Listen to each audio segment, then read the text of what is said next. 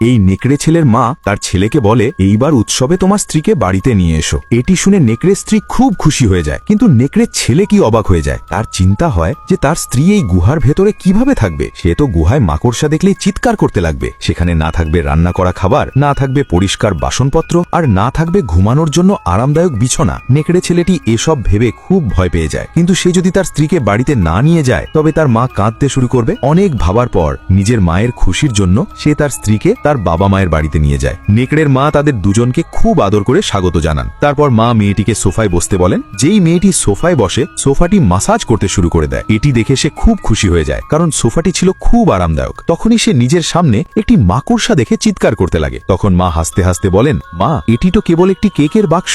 মা দুজনের জন্য কেক বানিয়েছিলেন। মা তাকে কেক খেতে দেন এবং সেটি তার কাছে খুব সুস্বাদু মনে হয়। কিছুক্ষণ পর বাবা দুজনের জন্য মাংস রান্না করেন। পুরো পরিবার একসাথে বসে মাংস খেতে লাগে। গুহায় এসে মেয়েটি খুব খুশি ছিল। যখন সে বাসন ধুতে যায় তখন মা বলেন, তোমার চিন্তা করার কোনো প্রয়োজন নেই। আমাদের কাছে অটো ডিশওয়াশার আছে, যাতে বাসনপত্র নিজে থেকেই পরিষ্কার হয়ে যায়। মেয়েটি এত আধুনিক গুহা দেখে অবাক হয়ে যায়। বাসন ধোয়ার পর সে ঘুমাতে যায়। যখন তারা কোথাও বিছানা দেখতে পায় না তখন দুজনেই চিন্তিত হয়ে পড়ে। তখনই বাবা আসেন এবং একটি বাটন টেপেন, আর সাথে সাথে দেওয়াল থেকে একটি সুপার বেড বেরিয়ে আসে। এটি দেখে স্বামী স্ত্রী দুজনেই খুব খুশি হয়ে যায়। তারা ভাবতে লাগে এটি কোনো গুহা নাকি 5 স্টার হোটেল। স্ত্রী ঘুমিয়ে পড়ার পর নেকড়ে ছেলেটি তার বাবার কাছে যায় এবং এত ভালোবাসার জন্য বাবাকে মন থেকে ধন্যবাদ জানায়। বাবা বলে, অনেক দিন হলো মানুষের মাংস খায়নি। তখন নেকড়ের ঘুম ভাঙে।